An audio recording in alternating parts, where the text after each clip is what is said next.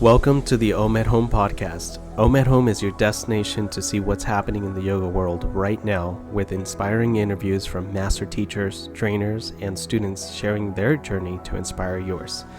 Join us today to hear insights from the world's greatest minds to help you achieve mind-body balance in the modern world with your hosts, Raphael and Julian Arce.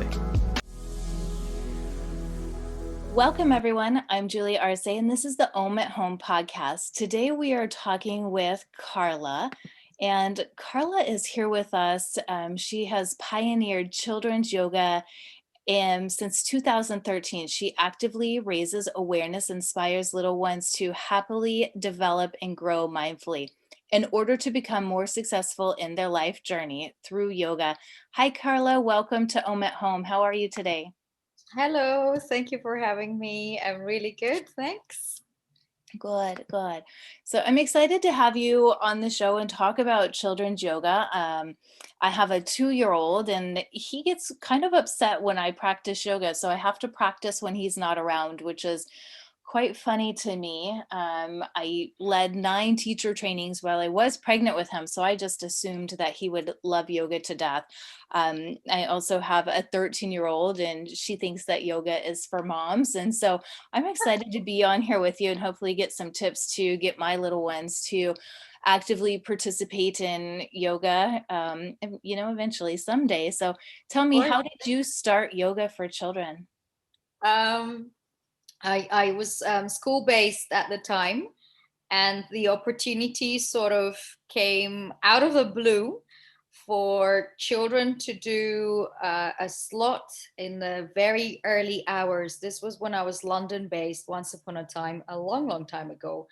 And the school was highly academic, so they didn't really have a slot in a timetable for PSHE, which breaks down into personal, social, and health education. So they had to do it. It was part of the local authority kind of agreement that they needed a certain number of hours to be covered. And they were given a few activities, and amongst them was yoga. So I thought, great, this is my opportunity. So I put my hand up and I was like, the kids will love the yoga. And no one had done yoga in the school before. It was a little bit experimental. Like I say, I'm talking something close to 15 years down the line. So a very, very long time ago. I wasn't even certified. I had a strong practice myself. But that was the year I actually went ahead and completed my first course in yoga, and then I went deeper into kids. I completed the full training and also special needs. It was good, it was again, like I say, a very academic school. The children had a lot of pressure with regards to exams. I had exam years. And I was very lucky. I could actually use a massive space in which we could host up to 60 girls, because it was a girls only school. So up to 60 girls together, which is a massive group. For the first couple of classes, it was a bit awkward, especially it was certain sections were very flowy Yeah. and typical adolescents, right? Typical teens. So they enjoyed the fast movement, the fast pace. A lot of them were dancers or athletes, swimmers. So that they had good sports conditioning and good sports ethic. Let's say about 80% of the kids. So that was a big plus. They understood movement and strength, the importance of stretch and flexibility, and that was the part they enjoyed the most. Now coming to relaxation and breath work needed a lot more time and input and effort from my end, but then the absolute beauty in it was the relationship we built after spending those 2 terms together, coming into a very painful 8 a.m. start. That meant we had to add in an extra hour to our day. So but it was compulsory, so there was no room for negotiation. The only thing that became an option for negotiation was the music. So they were allowed to bring in their music. There was no Eminem. This was the times when Eminem was really big. Yeah. But yeah, it was a very strict school, so we would have all been in trouble. But Yeah. everybody else was welcome pretty much, and it was a good fun time.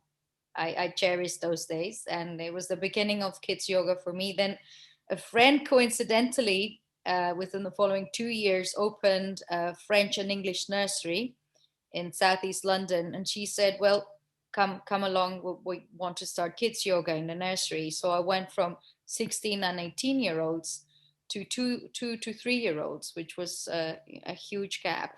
Yeah. Uh, Yeah. I can imagine that would be taught very, very differently. yeah, I was like, but where do I start? My friend was like, well, I don't know. You're a teacher. I mean, you'll figure it out. They're fine. They can do a lot of things.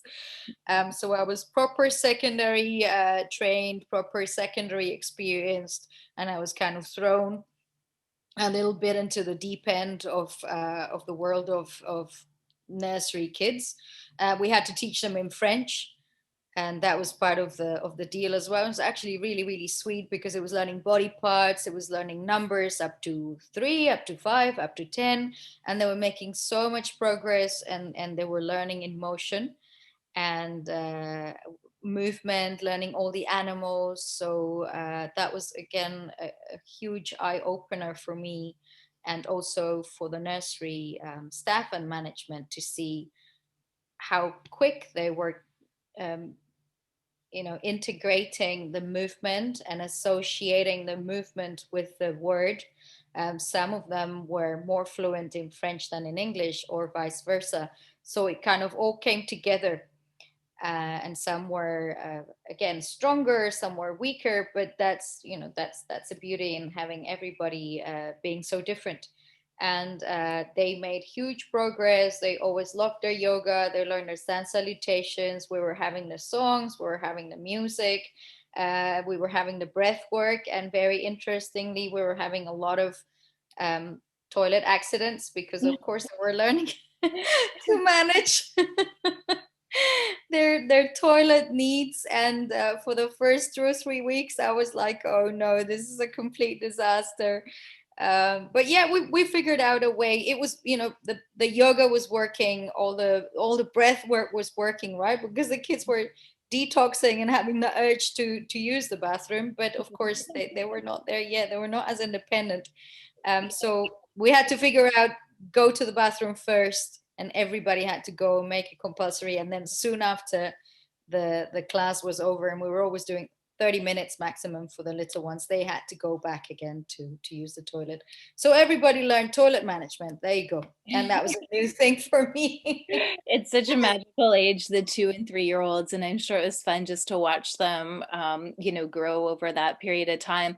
How do you encourage a safe practice from such a young age? The preschoolers and the toddlers, that's a very, very young age to begin to practice yoga. But how do you encourage a safe practice from that young of an age? um, I always make sure there's plenty of space available, that there are no safety hazards. So, for example, in nurseries, they usually have a lot of toys. And yes, that can bring in a little bit of an issue sometimes. So, I do really insist, I'm very strict with that regard, that the space is completely clear, that the space is clean right before we come into our yoga session, that the socks are off so the children have good grip, and that I have one, if not two, assistants. Sometimes I bring one of my trainees if they're available. So that's good practice for them too. And if not, if it's a nursery, there's normally one or two assistants or teachers that are happy to help. It's very tricky to manage more than 2 or 3 toddlers to an adult, regardless of the experience that you have. I mean, you turn around and a child is gone Yeah. very, very easily and very, very quickly, and you don't know where they went. Most likely to the bathroom, but you don't know, right? They just disappear so quickly. It's like magic; they're gone. So in that regard, yes, that you need an extra pair of hands at least. If it's a group of 10 to 12, I would say you need 3 adults who know the kids and who have good experience, not necessarily in yoga, but with toddlers for sure. Yeah. No parents, unless the parents are also part of the class. So then you do a mom and me class, or dad and me class, or family yoga, which is beautiful, but then it's a completely different setup, a different dynamic as well. I love that. And for me, I as a teacher and as a yoga trainer, it's, yoga is such a large part of my life. And it's kind of disappointing that my kids haven't jumped on, or joined me in this journey, because I just always assumed they would be right here beside me practicing yoga and be, actively involved in it. So do you have any tips for moms like me to encourage the children to get on the yoga mat and practice? Normally, little ones come and join you and play. Yeah. He doesn't do that. Your little one's a boy. He cries when Oh, I he pull out. cries when you're practicing. They normally He like to play because cries. they play with their bodies, right? And you're Yeah. making all the shapes and figures with your body that they, of course, don't understand, but it doesn't matter. So they just see it's fun, right? So I if can do you're doing, seated postures with him, but the minute I go into down dog, he cries. he gets Um, upset. So it have you scares him. tried doing plank? Plank is a slide for the kids. So Yeah. you don't really need to explain too much. If they see an adult, especially mom or dad or someone who's close, go into a plank, they will come and climb it. Yeah, that's what he does. He climbs on me in plank Yeah. pose. Okay. And Tabletop, doesn't same he thing. I go? turn into a horse. Um, Yes. Doesn't he go underneath you when you're in down dog and no, make like a it little tent? scares him. Oh, he gets scared. He gets Okay. scared. And Does handstand, he not same join thing. you in? Right. That's funny. Does he not join you in butterfly? He will in butterfly and seated poses. Yeah. Okay, Yeah. okay. So he likes that. Then you have to adapt the practice when he's around to the poses that suit him. He Okay. will grow out of the fear of down dog when he's ready. Good. Good. But that's an interesting one because it's normally a lot of fun, and they like to do the down dog too. Yeah. Try maybe triangle, tree pose. They Yeah. like practicing these poses, so of course they do their own version of triangle or they do their own version of tree pose. They don't normally turn at that age because they have no spatial or very little spatial. It's still way under development. So they do it at their own pace in their own direction, but they do it, and again with practice, eventually they at least begin to understand they have two sides. Normally at that age they only do one side. For them to do the other side takes about 6 months. Oh, I love that. That's so They have a dominant side, and that is the side that goes ahead. that's um, so interesting. yeah, try all the forward folding seated poses. They normally like those. Wall climbing, all the inversions against the wall.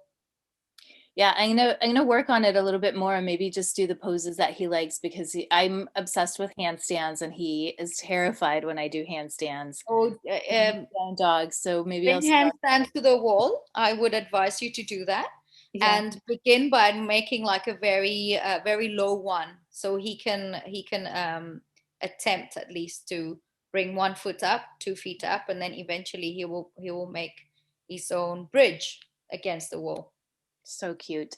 Yeah. Why is it crucial that we start this generation of youth into yoga and practicing yoga?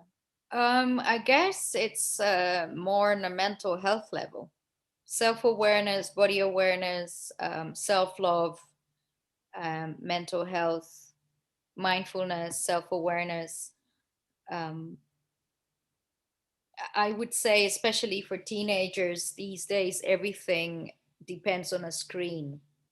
Yeah. Especially now, 2020 has made it, which is great in a way, but we have to learn how to manage that, and we have to not forget that there is a world outside, and the world outside doesn't necessarily have to do with us being connected or plugged into to the internet. Like, for example, doing this podcast without connectivity wouldn't be possible. So there are, of course, many amazing aspects of the use of technology and having smartphones and amazing laptops, but it's there's a whole other dimension that we mustn't forget about. So it's often the case that teenagers are completely abandoning their posture, They're completely abandoning their social skills, or if any, and they're completely abandoning the sense of group work and teamwork. I'm not saying everyone,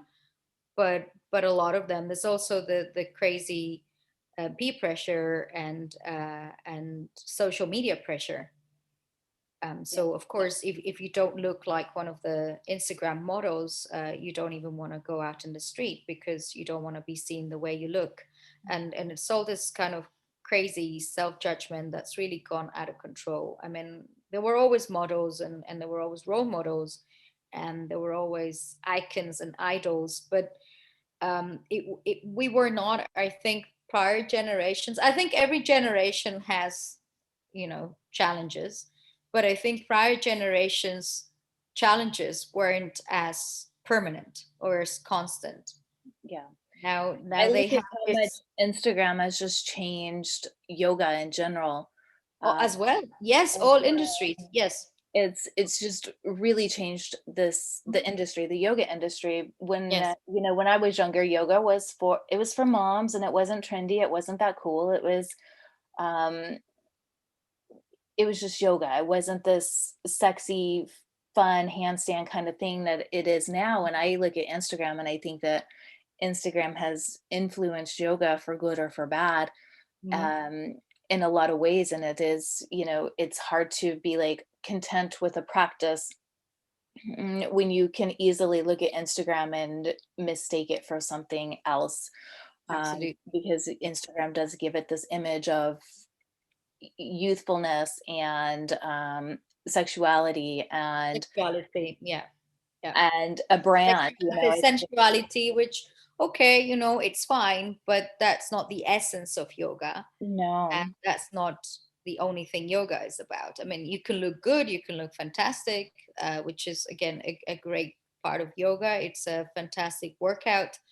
But normally you do get that kind of comment when you teach teenagers, like, oh, am I going to get these legs, or am I going to get this bottom, or am I going to get this? I was like, what are you talking about? I mean, don't get me started. It's like, why would you even want to look like that? That's not you. Yeah. You want to look like yourself. You want to improve yourself. You're already good. You just want to get yourself better.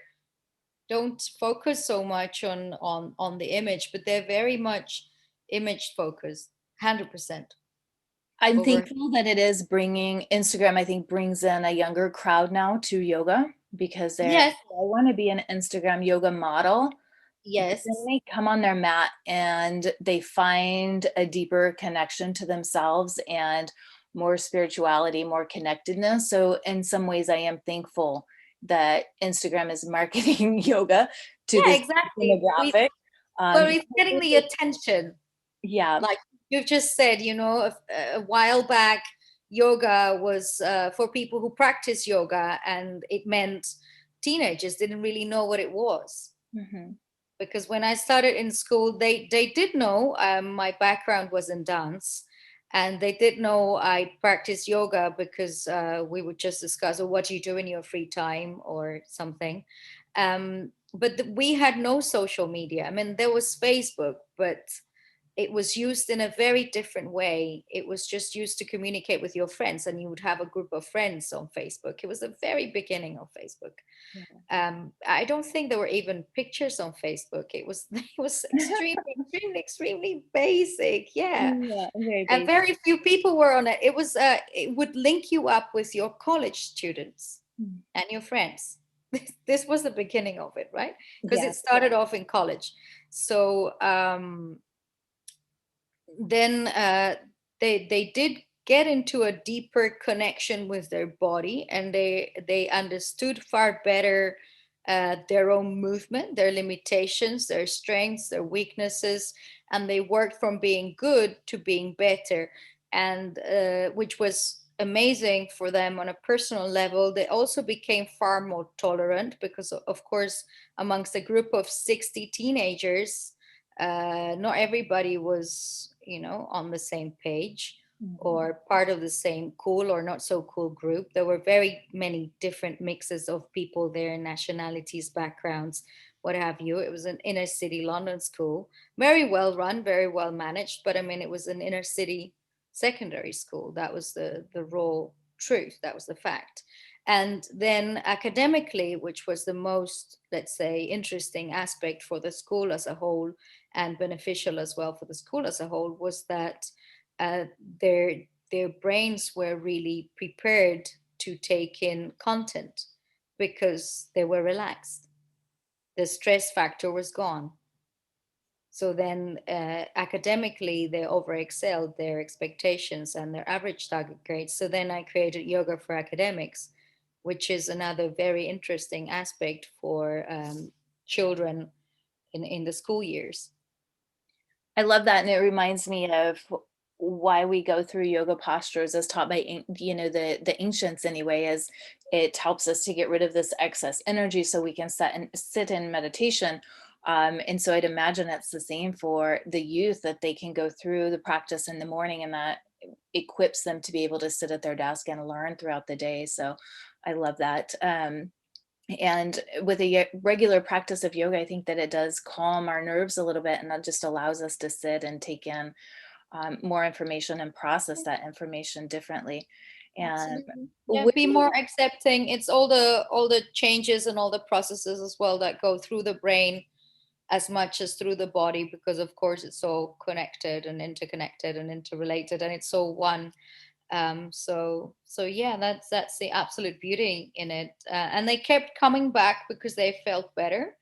The results were, let's say, a very nice surprise in the summer, because public exam results in the UK come back in towards the end of August, and this was from January until June when we were having our yoga session. But they kept coming back, and they kept discovering more and more. So it was the journey of discovery through the self, as you do in yoga. But now with the transition, let's say, and this kind of social media yoga profile being marketed in a very different way, we get children attending yoga for different ways or for different reasons, with different expectations. But then in the end, they do find their own path. The majority of them, they enjoy spending time alone on the mat, maybe with their friends, but it's individual time together. That's how I like to describe it to them. I love how you have so much knowledge on the youth and practicing yoga and how that helps with the academics. It brings me back to, we're in the midst of COVID right now, and so many of our children are homeschooling or on their computers for long periods of time doing virtual schooling. Can you share with the viewers a going over a practice that maybe a preteen, a teenager can implement into their morning to help them just adjust to this new way of schooling at home? Even if it's with an online class, if they can have access to a window with a nice view, I would encourage that. If, I don't know, in different parts of the world, the weather would permit to have an open window and get a little bit of fresh air, or not so much, but if possible, or if there's a balcony or garden available, to step outside at least for 10 minutes and do a breathing exercise, do a short meditation, and maybe 2 to 4 rounds of sun salutations. If they have the outdoor space available, even if it's a little cold, the body will warm up. Even if it's a little warm, the body would cope and regulate with the temperature. And if they break up a little bit of a sweat, that's fine. Absolutely fine too. If there's no outdoor space available, I would recommend a quiet space indoors, maybe a nice space around the living area or even in their own bedroom.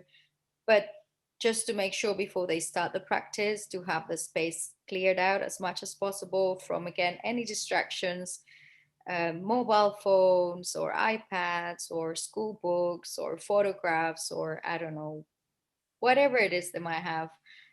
So just to clear the space, roll out a mat. If they don't have a mat, there's always a carpet or even a towel.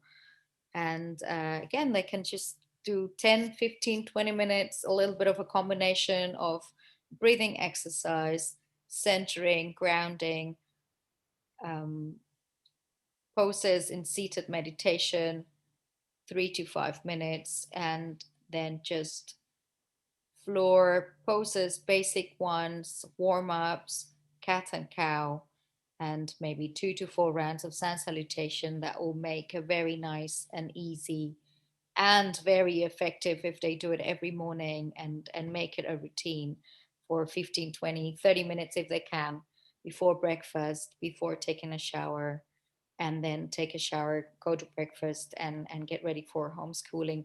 But it must be done away from the screen as much as possible. Even if they're not familiar with the practice, they can have a screen a little bit in the background with a video playing maybe of YouTube until they get a little bit more comfortable, more familiar. But I would say try and stay away from the screens as much as possible, at least for 30 minutes before your day seriously starts. And then just go to homeschooling and spend your day on the screens. I mean, this is what they have, which is, again, it's fine. I'm also doing a lot more screen work than I've ever done, but it's fine. And I'm grateful and glad I can do it. But we mustn't forget to take breaks, take regular breaks, do 5 minutes, 3 minutes breathing exercises, a Yeah. few stretches, maybe even on the chair yoga. There's plenty of resources online that they can download, they can print off, and they can incorporate in their break time.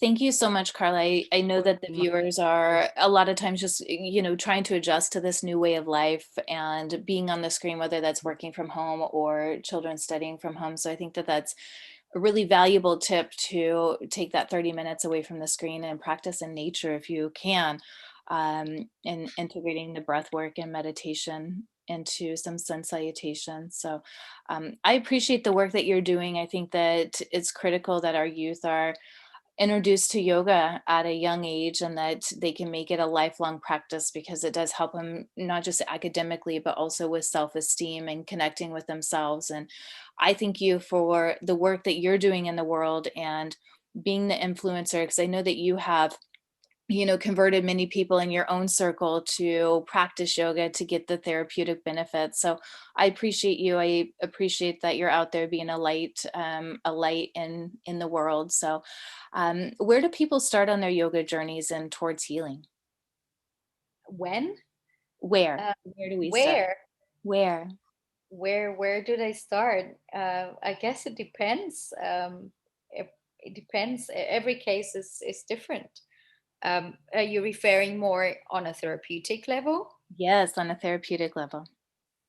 It depends if the healing that's kind of required or that hasn't yet happened comes from an emotional level, or if it's the physical body that needs a lot more therapy. It takes, I don't know, maybe it takes 3 to 6 months, and that's focusing on someone who practices one-on-one and at least 2 to 3 hours a week, and then it just becomes part of your daily routine. It becomes part of your life. For me personally, my journey with yoga started off as a very badly injured dancer who couldn't dance anymore because I had an accident roller skating and I dislocated my right knee. Mm. So that retired me off the dance studio. It was very, very painful, and someone suggested that I attended yoga classes, which I hadn't heard of before. And this was a long, long, long, long time ago. So, okay, I didn't really have that much more of an option. So I did attend. I thought it was extremely boring. It was all hatha. So I hated going. However, I did go. I kept on coming back because I loved the feeling of walking out of the class. And I also loved the feeling that there was a lot of floor based work, which I could do really nicely. And it did helped me understand my my condition a lot more, and the limitations I had at the time, and how to work around them, and how to actually reconquer, let's say, my body again. I was lucky. I was young, and I've pretty much 100% rehabilitated that knee. It still complains every once in a while. It reminds me. But everybody is different. And personally, if I slow down in my practice, or if I start being a little bit lazy, or if I get too caught up doing my online work, and I just slow down, I stop practicing as much as I normally do, the knee starts complaining. So my body tells me, why are we not moving as much as we used to? I, Yeah, it's very interesting. And then it's I'm so like, why is my interesting. knee complaining? Oh, because this week and I go like, when was the last time? Oh, no way. Yes, of course. So then I must go back. So I try to be strict with myself, but sometimes it's not possible, and life gets in the way, and then the body suffers, and the body starts complaining. So again, I guess it's different for every single person, but in one way or another, if you have built a practice that has really helped you, and in my case, for example, I'm pretty advanced. I'm quite like the athletic yogi, which I really like because I come from that background. My body needs to move. If I start slowing down, I become a bit more sluggish. My body starts complaining. It's not just my fitness levels, but of course all the injuries start flaring up. I think it's so interesting. I hear that quite often, that people show up to their first yoga class and they hate it. They absolutely hate it. And sometimes they'll keep going back for whatever reasons. Their doctor tells them to go, or a spouse, wants them to go, or they paid a lot of money for a membership. So they keep going, and, eventually fall in love with it. And for me, I fell in love with it the first time I went. I loved it so much that I went every day for 6 months, until somebody stole my yoga mat out of my car.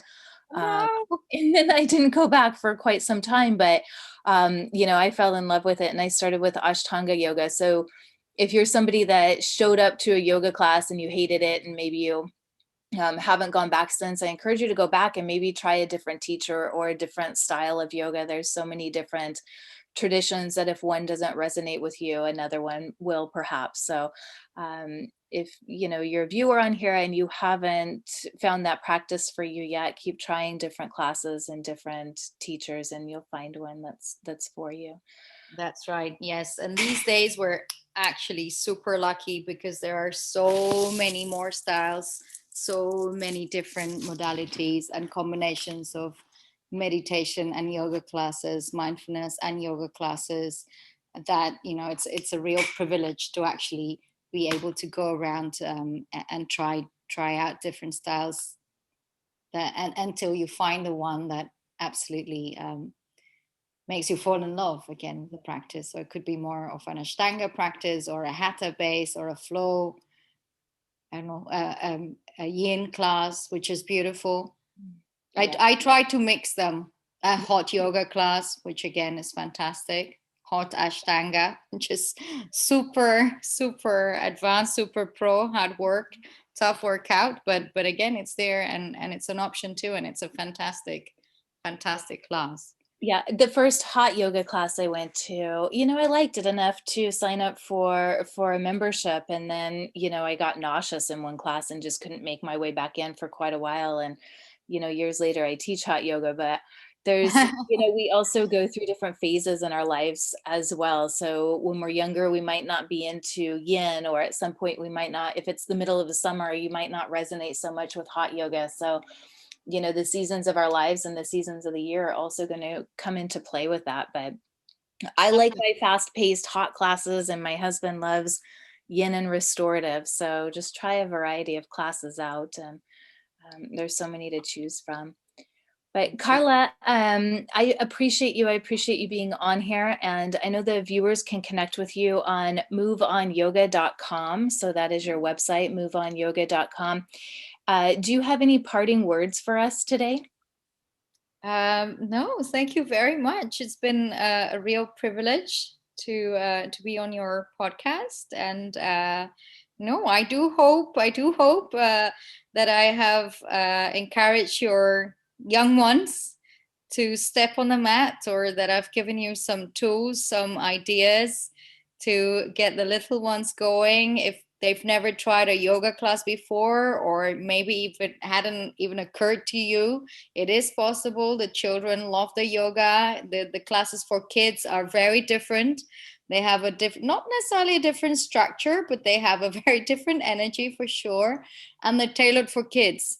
So everything is adapted to children to make it fun, to make it accessible. And like I've said, we start from toddlers, so from ages 2, 2.5, 3, all the way up to teen years. So there is room for kids on the mats, and they absolutely love it. And perhaps there's an opportunity for you as well to practice as a family, which is also a great way of spending time together. And it really is beautiful, great bonding opportunity there.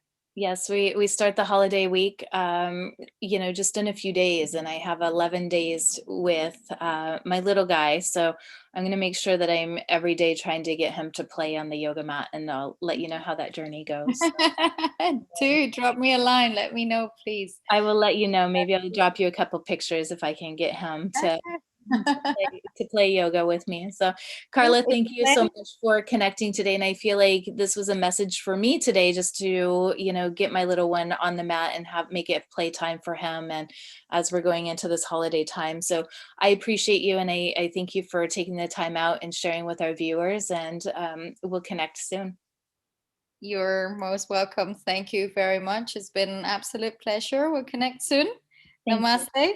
Namaste. Namaste. Thank you. Thank you so much.